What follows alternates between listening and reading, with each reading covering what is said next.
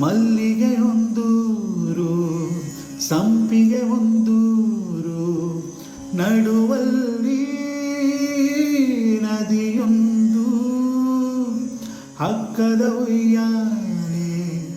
ತೂಗುವ ಹಾಗೊಂದು ಸೇತುವೆಯೂ ಅಲ್ಲೊಂದು ಈ ಊರ ಚೆಲುವೆ ಆ ಊರ ಚೆಲುವ ನದಿಯಂಚಲಿ ಓಡಾಡುತ್ತಾ ಎದುರಾದರೂ ಒಮ್ಮೆ ಕೇಳದೆ ನಿಮಗೀಗ ದೂರದಲ್ಲಿ ಯಾರೋ ಹಾಡು ಹೇಳಿದಂತೆ ಒಂದು ಹೆಣ್ಣಿನ ಓ